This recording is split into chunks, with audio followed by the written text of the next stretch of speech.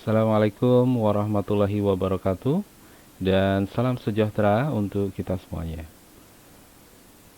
Pada hari ini saya akan menyampaikan materi tentang kecerdasan buatan. Di pertemuan pertama ini saya akan menyampaikan materi yaitu tentang dasar dari artificial intelligence atau kecerdasan buatan. Nah, materi pada hari ini kita akan membahas yaitu mengenai sejarah kecerdasan buatan, definisi dari cerdas, kemudian perilaku cerdas, komponen kecerdasan buatan, dan disiplin ilmu kecerdasan buatan. Untuk itu, silakan presensi kehadiran di live chat dan jangan lupa login ke Siakat untuk kehadiran Anda. Baik, Anda bisa perhatikan di layar. Nah, jadi sesuai dengan tema yang kita ambil hari ini, yaitu mengenai kecerdasan buatan. Di mana di pertemuan ini saya akan sampaikan tadi ya, sejarah kecerdasan buatan, kemudian definisi dari cerdas, lalu perilaku cerdas, komponen kecerdasan buatan, dan disiplin ilmu dari kecerdasan buatan. Nah, apa yang dimaksud dengan cerdas? Cerdas itu adalah kemampuan untuk mengerti atau memahami sesuatu dengan cepat dan tepat.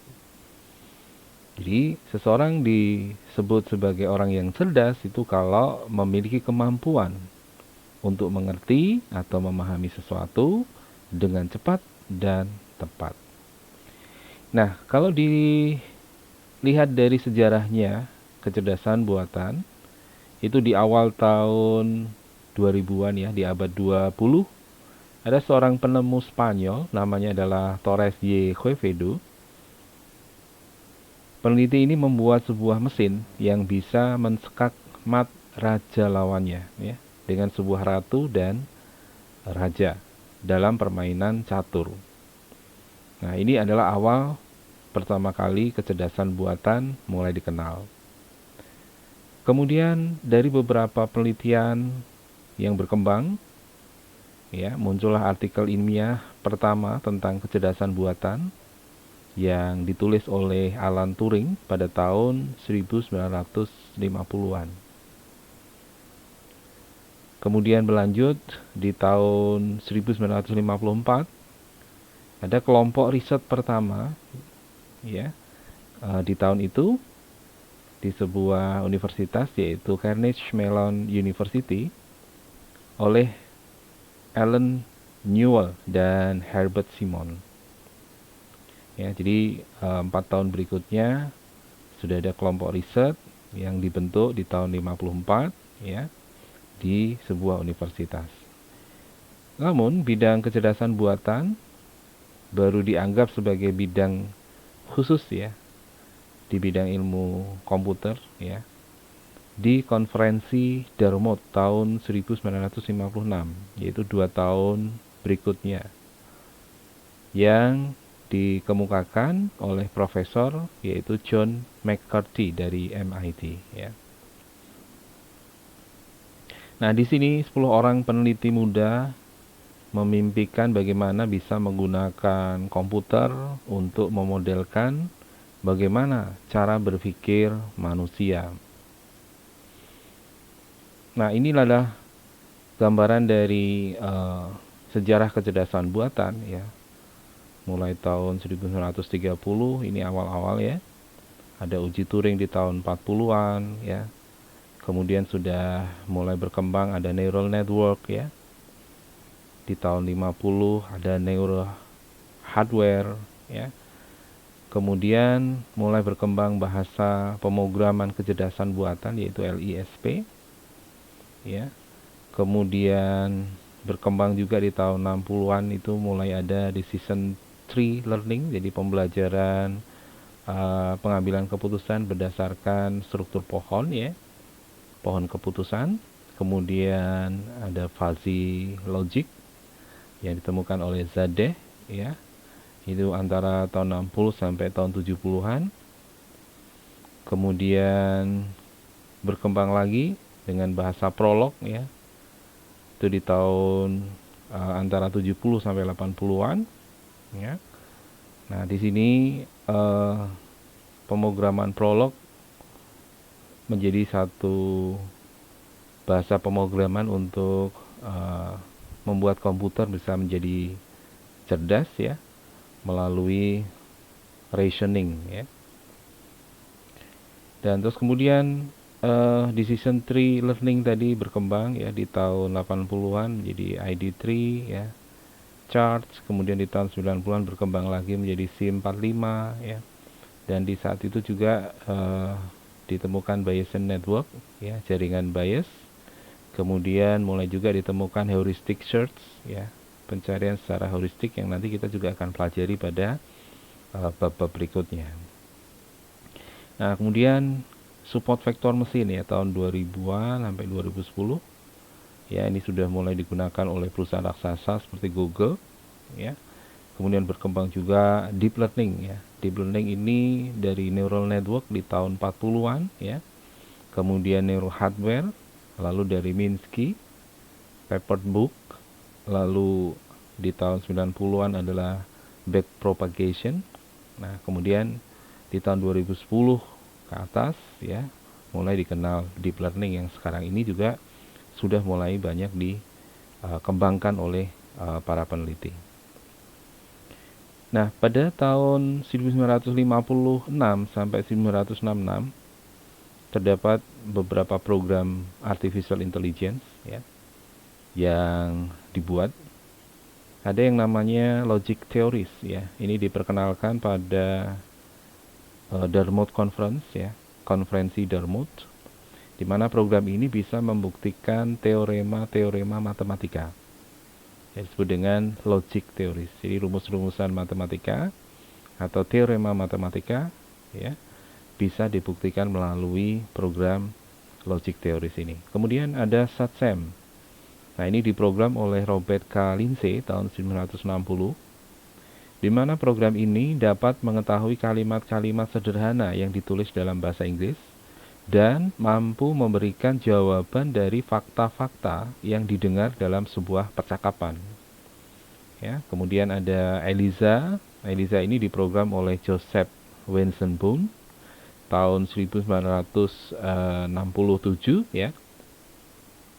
Nah, di sini program ELIZA itu mampu melakukan terapi terhadap pasien dengan memberikan beberapa pertanyaan ya. Ini terapi psikologi ya. Nah, jadi dari perkembangan yang ada tadi dan program yang dihasilkan ya dari kecerdasan buatan ya, kita akan menuju pada definisi tentang cerdas itu sebenarnya apa ya. Nah, tadi sudah disebutkan di awal bahwa cerdas itu adalah kemampuan untuk mengerti atau memahami sesuatu dengan cepat dan tepat. Itu berarti cerdas. Nah, perilaku dari cerdas ini bisa ditandai atau bisa diperoleh dengan cara bagaimana? Yang pertama adalah diperoleh dengan belajar atau mengerti dari pengalaman. Jadi seseorang yang belajar, dia mendapatkan pengalaman dari pelajarannya, maka dia akan mendapatkan perilaku cerdas. Yang kedua, bisa memecahkan hal yang sifatnya mendua atau kontradiktif. Sesuatu yang kontradiktif itu bisa dipecahkan ya, masalah kontradiktifnya kenapa terjadi seperti itu. Kemudian yang ketiga, bisa merespon situasi baru dengan cepat ya, jadi sangat fleksibel. Jadi perilaku cerdas itu mampu melakukan respon pada satu situasi yang baru dengan cepat. Lalu ciri yang keempat ya bisa diperoleh dengan menggunakan alasan atau reasoning untuk memecahkan problem secara efektif. Jadi permasalahan itu bisa dipecahkan dengan menggunakan reasoning ya, pemahaman ya atau menggunakan alasan-alasan sehingga masalah itu bisa dipecahkan. Yang berikutnya adalah berurusan dengan situasi yang membingungkan. Jadi ketika dihadapkan pada satu situasi yang membingungkan, kemudian kita tidak bingung ya, kita bisa memecahkan permasalahan, ya, maka disebutnya cerdas. Kemudian memahami dengan cara biasa atau rasional. Jadi sesuatu bisa dipahami secara rasional, ya, masuk akal gitu, ya, dengan cara yang biasanya dilakukan oleh manusia. Kemudian bisa menerapkan pengetahuan untuk melakukan manipulasi lingkungan. Jadi pengetahuan-pengetahuan yang didapat bisa merubah lingkungan, sehingga perubahan itu bisa bermanfaat, ya. Lalu mengenali elemen penting pada suatu situasi. Jadi ketika dihadapkan pada situasi tertentu, ya, ada beberapa hal di situ, ada elemen-elemen apa yang bisa diidentifikasi pada situasi itu, gitu ya. Jadi ketika menghadapi satu permasalahan, ada situasi yang dihadapi di permasalahan itu, kemudian bisa diidentifikasi, ya, di permasalahan itu ada elemen apa saja, gitu ya. Nah, kalau didefinisikan kecerdasan buatan itu sendiri, kalau tadi kan istilahnya cerdas, ya. Nah, sehingga cerdas yang dimiliki oleh manusia tadi, ya, akan ditransformasikan ke komputer nih. Sehingga di situ disebutnya sebagai artificial intelligence atau kecerdasan yang dibuat, ya. Jadi kecerdasan buatan. Nah, menurut Simon tahun 1987, kecerdasan buatan atau artificial intelligence ini adalah kawasan penelitian, aplikasi, dan instruksi yang terkait dengan pemrograman komputer untuk melakukan sesuatu hal yang dalam pandangan manusia itu adalah cerdas. Jadi mesin yang tadinya tidak bisa melakukan apa-apa dengan satu perintah tertentu, ya. Jadi kalau mesin itu tentu dengan satu program, ya, diberikan program, yang program di sana ada instruksi-instruksi atau perintah bagaimana mesin itu bekerja. Nah, namun dengan satu program khusus, ya, mesin bisa belajar, ya. Artinya di sini komputer, ya, komputer bisa belajar untuk memahami sesuatu, ya, sehingga bisa memberikan hasil, ya, pengolahan data tersebut yang dimasukkan, ya, untuk kemudian bisa dipahami oleh manusia. Nah, sementara menurut Encyclopedia Britannica, kecerdasan buatan atau AI itu adalah cabang dari ilmu komputer yang dalam merepresentasi pengetahuan lebih banyak menggunakan bentuk simbol-simbol daripada bilangan dan memproses informasi berdasarkan metode heuristik, ya. Jadi heuristik ini adalah satu metode penemuan secara mendalam, ya, yang biasa digunakan, ya, secara formalnya, ya, dilakukan oleh manusia, ya, atau dengan berdasarkan sejumlah aturan-aturan tertentu atau rule, ya. Dengan sebuah aturan maka mesin bisa mendeteksi, ya, aturan tersebut, ya, misalnya menggunakan if then, ya, if A maka B, ya, if A and B maka C, ya, seperti itu. Nah, maka ketika instruksi diberikan, ya, maka program akan melakukan pemrosesan, ya, menggunakan rule yang sudah diberikan di program, ya. Nah, kecerdasan buatan menurut Rich, ya, tahun 91, ya. Jadi ada beberapa ahli yang menyatakan bahwa kecerdasan buatan itu adalah studi tentang bagaimana membuat komputer mengerjakan sesuatu yang dapat dikerjakan oleh manusia. Nah, jadi komputer bisa melakukan sesuatu yang layaknya itu biasanya hanya dilakukan manusia, tapi bisa dilakukan komputer. Ini menurut Rich, ya. Nah, kemudian berkembang, ya, Alan Turing, ya, Turing dan kawan-kawan di tahun 96. Menurut Alan Turing bahwa kecerdasan buatan itu adalah suatu perilaku, ya, dari sebuah mesin yang jika dikerjakan oleh manusia akan disebut cerdas. Nah, ini menurut Alan Turing, sehingga nanti ada uji Turing, gitu ya. Kemudian kecerdasan lain ya, menurut Sri Kusuma Dewi tahun 2003, salah satu bagian ilmu komputer yang membuat agar mesin komputer dapat melakukan pekerjaan seperti dan sebaik yang dilakukan oleh manusia. Jadi komputer bisa melakukan pekerjaan layaknya ya manusia atau sebaik manusia ya. Nah, terkait dengan perilaku cerdas tadi ya, perilaku cerdas ini ada beberapa kriteria. Jadi ada 4 ya kriteria disebut sebagai perilaku cerdas. Yang pertama adalah acting humanly. Nah, ini dengan pendekatan uji Turing ya, yaitu melakukan sesuatu ya selayaknya manusia gitu.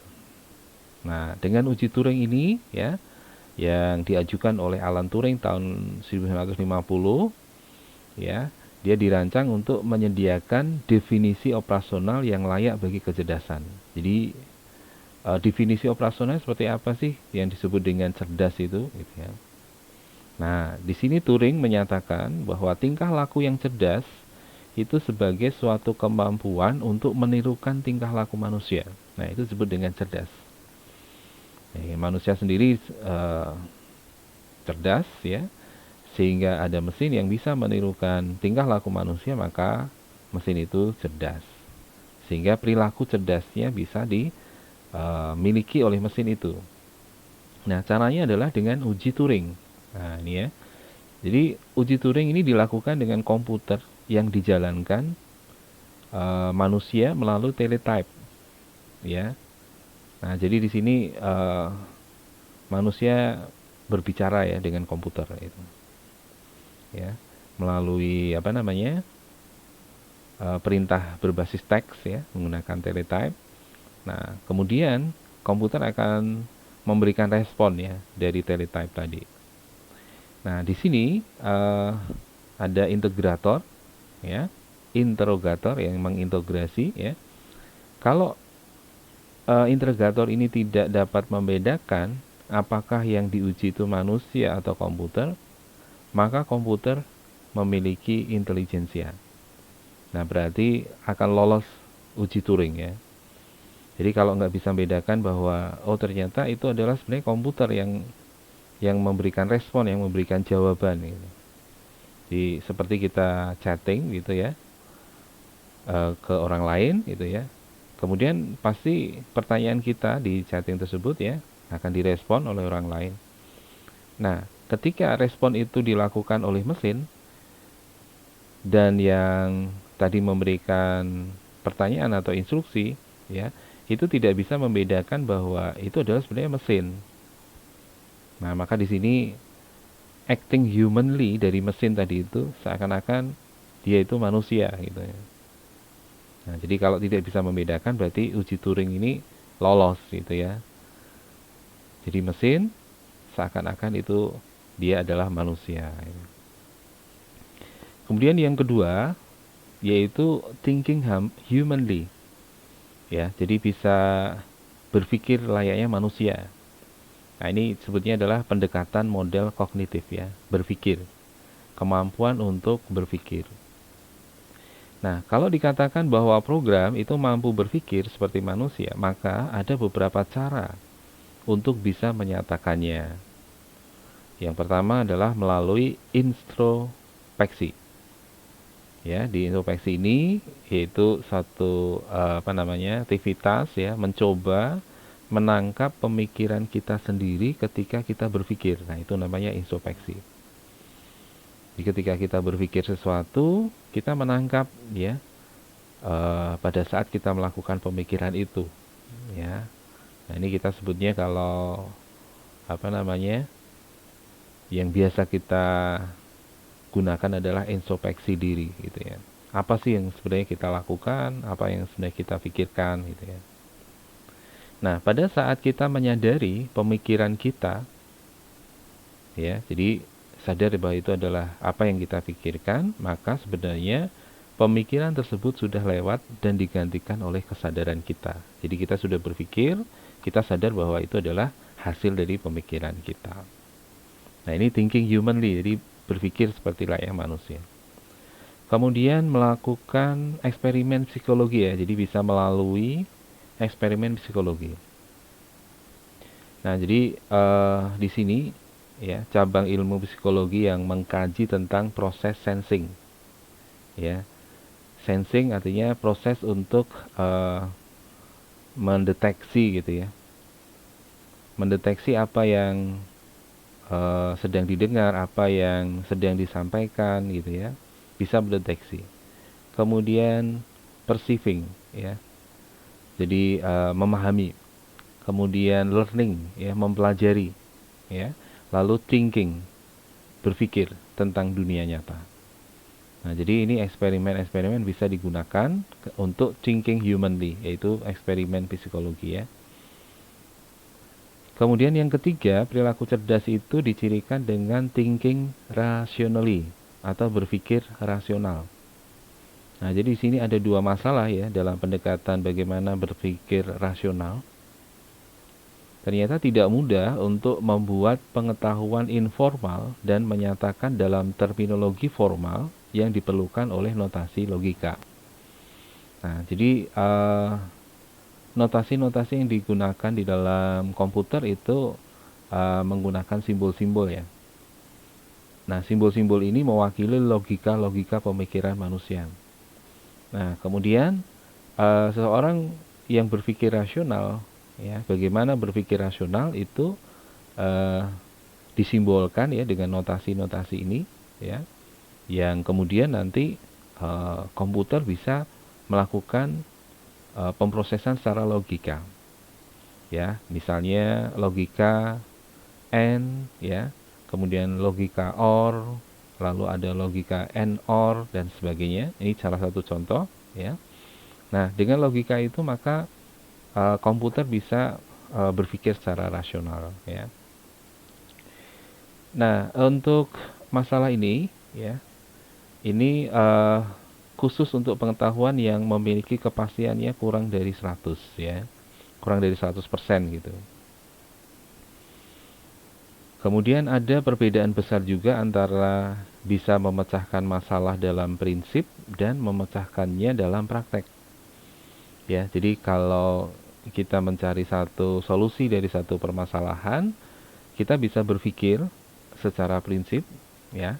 Kita berpikir dan bisa menemukan solusinya. Tetapi kemudian ketika dipecahkannya secara praktek, ya, di lapangan, nah, ini jadi perlu satu skill atau kemampuan untuk bisa menyelesaikannya secara praktek. Jadi secara prinsip ketemu solusinya, secara praktek juga bisa dilakukannya. Ini berbeda ya. Nah, kemudian yang keempat adalah acting rationally, ya, bertindak rasional. Jadi kalau tadi berpikir rasional, yang keempat adalah bertindak rasional. Nah, bertindak rasional ini berarti membuat inferensi yang benar, ya, dari suatu yang terjadi, ya, secara rasional. Jadi memahami gitu ya. Inferensi itu melakukan pemahaman terhadap sesuatu yang terjadi gitu ya, fakta-fakta yang terjadi secara rasional. Nah, kalau di sistem itu nanti ada rational agent ya. Agen ini sini adalah program ya atau software kecerdasan yang bisa menginferensi ya fakta-fakta apa yang terjadi ya.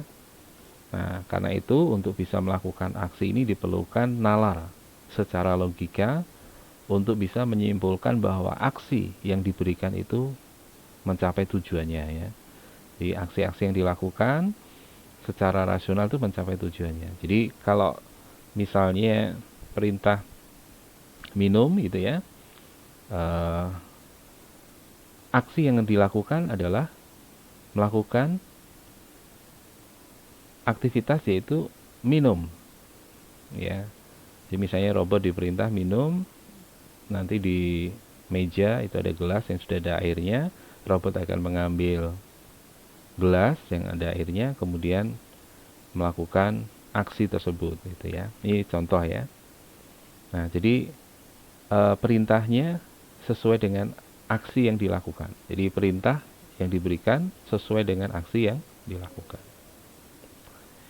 Nah, kemudian komponen AI ini apa saja ya? Jadi untuk bisa membangun aplikasi kecerdasan buatan ini ada dua bagian utama yang dibutuhkan. Yang pertama adalah basis pengetahuan atau disebut dengan knowledge base. Ini berisi fakta-fakta ya, tadi ya, ada fakta, teori gitu ya, kemudian pemikiran dan hubungan antara satu dengan yang lainnya. Ya, jadi ada relasi, ada network dari fakta-fakta itu ya, saling berkaitan gitu ya. Nah, ini disebut dengan basis pengetahuan ya, knowledge base. Nah, kemudian ada mesin inferensi ya, tadi inference engine ya. Inferensi ini berarti bagaimana menarik kesimpulan, jadi memahami kemudian menyimpulkan berdasarkan pengalaman yang sudah diketahui, yang sudah dipelajari oleh program ya, oleh komputer. Nah, sehingga di sini program bisa menarik kesimpulan berdasarkan pengalamannya dia ya, melakukan pengolahan dari instruksi-instruksi yang diberikan. Nah, kalau dilihat dari disiplin ilmu kecerdasan buatan, itu ada beberapa disiplin ya. Ada sistem pakar atau disebut dengan expert system ya. Di mana dengan sistem pakar ini komputer bisa digunakan sebagai sarana untuk menyimpan pengetahuan para pakar. Maka dengan demikian komputer akan memiliki keahlian untuk menyelesaikan permasalahan dengan cara meniru keahlian yang dimiliki oleh pakar tersebut. Lalu ada ilmu tentang pengolahan bahasa alami atau natural language processing. Nah, jadi ini dengan mengolah bahasa-bahasa alami ya, bahasa yang biasa digunakan oleh manusia, diharapkan user bisa berkomunikasi ya, dengan komputer dengan menggunakan bahasa sehari-hari yang disebut dengan natural language processing. Kemudian yang ketiga, disiplin ilmu kecerdasan buatan yaitu pengenalan ucapan atau speech recognition. Nah, melalui pengenalan ucapan ini diharapkan manusia bisa berkomunikasi dengan komputer menggunakan suara. Nah, sekarang ini sudah cukup banyak ya aplikasi yang bisa kita gunakan untuk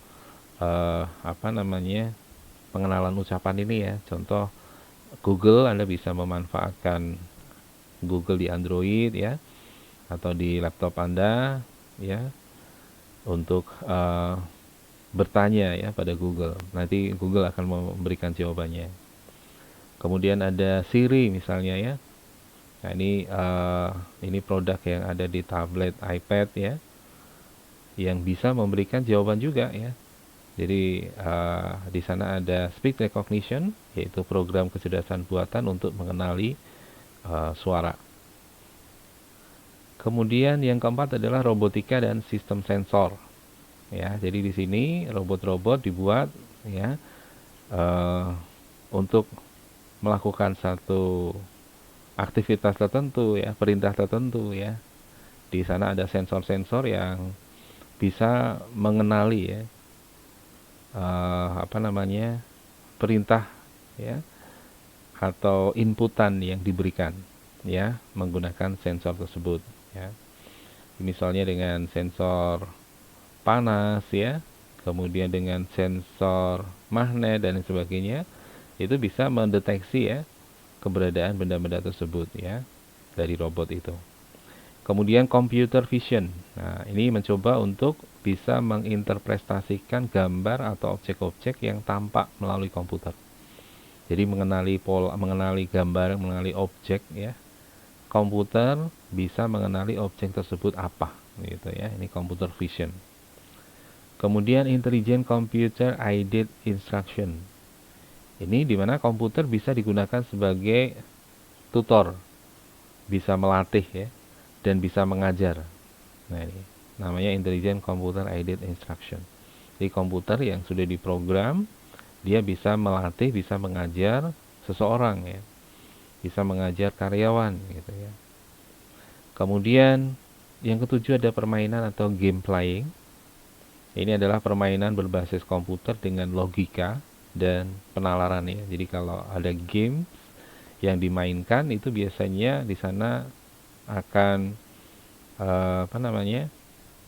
berhubungan dengan bagaimana strategi ya, logika yang kita gunakan untuk bisa eh, bermain game tersebut ya, menyelesaikan permainan dari game tersebut ya.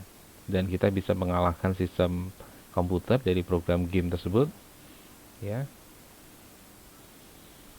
Nah, kemudian kecerdasan buatan ini juga digunakan di lingkup komersial ya, untuk aplikasi-aplikasi yang komersial. Jadi aplikasi yang memang dijual untuk kebutuhan komersil ya.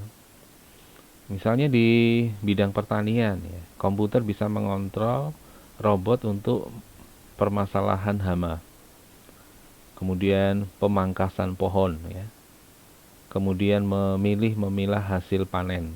Nah, ini. Kemudian di pabrik, komputer bisa mengontrol robot yang mengerjakan pekerjaan berbahaya. Jadi kalau dikerjakan manusia itu berisiko tinggi gitu ya. Dan pekerjaan yang kontinu ya, karena kalau dikerjakan terus oleh manusia akan sangat rawan ya. Kemudian secara kontinu manusia juga tidak bisa mengerjakan seterusnya ya. Jadi bekerja terus-menerus 24 jam ya. Besok lagi bekerja lagi 20 jam. Ini tidak akan bisa dilakukan manusia. Maka dibuatlah robot yang dikontrol oleh sistem cerdas.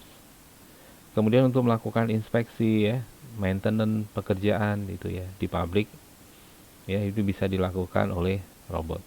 Kemudian kesehatan, di bidang kesehatan komputer membantu mendiagnosis penyakit, melakukan monitoring ya kondisi pasien dan memberikan treatment yang cocok gitu ya. Kemudian pekerjaan rumah tangga ya, komputer bisa memberikan nasihat dalam memasak misalnya atau belanja, bisa membersihkan lantai ya. Jadi robot yang isi program untuk membersihkan lantai ya. Di sana ada apa? Ada sensor, ada perangkat ya yang digunakan untuk menggerakkan ya alat pembersih ya di lantai, dan dia bisa bergerak ya untuk mana lantai yang belum dibersihkan. Kemudian memotong rumput, mencuci pakaian dan sebagainya ya. Nah, kalau kita lihat perbedaan antara kecerdasan buatan dengan kecerdasan alami ini, apa perbedaannya? Kalau kecerdasan buatan ini lebih permanen ya. Jadi asalkan komputernya masih bisa digunakan, programnya masih bisa diduplikasikan ya, bisa dijalankan ya, maka sifatnya lebih permanen. Nah, kalau kecerdasan alami itu sifatnya cepat mengalami perubahan ya. Artinya sifatnya lebih kreatif ya. Jadi ketika ada sesuatu yang baru, otak manusia bisa berpikir untuk lebih kreatif ya, mengkreasikan sesuatu yang baru. Lalu yang kedua, kecerdasan buatan ini lebih mudah diduplikasi ya dan disebarkan ya. Jadi bisa dibuat dalam jumlah yang banyak gitu ya. Tapi kalau kecerdasan alami itu nggak mudah diduplikasi dan disebarkan. Karena apa? Mentransfer pengetahuan manusia dari satu orang ke orang lain itu membutuhkan proses yang sangat lama. Suatu keahlian tidak akan pernah bisa diduplikasi dengan lengkap. Ya, jadi 100% gitu ya, bisa. Nah, yang ketiga, kecerdasan buatan itu lebih murah. Ya, kalau kecerdasan alami lebih mahal karena harus mendatangkan seseorang untuk mengerjakan sejumlah pekerjaan dalam jangka waktu yang sangat lama. Ya, di orang-orang yang memiliki keahlian tertentu. Yang kelima, kecerdasan buatan bisa didokumentasikan dengan cara melacak setiap aktivitas dari sistem tersebut ya. Jadi bisa di logging, bisa dicatat aktivitas dari sistem ya atau aktivitas dari mesinnya. Nah, sementara kecerdasan alami itu sangat sulit untuk direproduksi. Ya. Kemudian yang keenam, dapat mengeksekusi tugas tertentu lebih cepat, sementara kecerdasan alami lebih lama dalam mengeksekusi tugas tertentu ya. Karena kalau mesinnya sudah diatur kecepatannya, dia tidak punya sifat lelah ya. Kalau mesin itu ya, asalkan ada energi ya, ada suplai tenaga ya, maka akan terus bekerja. Nah, dan itu bisa diatur kecepatannya. Lalu yang ketujuh, dapat menjalankan tugas tertentu lebih baik dari banyak atau kebanyakan orang. Nah, itu ya. Ya, karena memang kalau sudah dibuat sedemikian rupa, ya, kecerdasan buatan itu bisa melakukan sesuatu dengan lebih baik ya, lebih teliti ya, lebih cepat ya, lebih berkualitas gitu ya. Sementara kecerdasan alam ini ada kelemahan ya dalam menjalankan tugas tertentu ya. Jadi karena manusia memiliki mental fatigue ya. Jadi kalau sudah cukup lama bekerja ya mentalnya akan turun ya. Maka perlu istirahat terlebih dahulu untuk kemudian nanti bisa dilanjutkan ya setelah istirahat ya sejenak ya, refresh kembali ya, fresh kembali ya pemikirannya, baru kemudian bisa melakukan sesuatu yang lebih baik ya untuk melanjutkan pekerjaan-pekerjaan sebelumnya. Ya, mungkin itu yang bisa saya sampaikan untuk pertemuan hari ini ya. Semoga materi ini bermanfaat ya. Terima kasih atas perhatiannya. Selamat belajar. Sampai jumpa lagi. Assalamualaikum warahmatullahi wabarakatuh dan salam sejahtera untuk kita semua.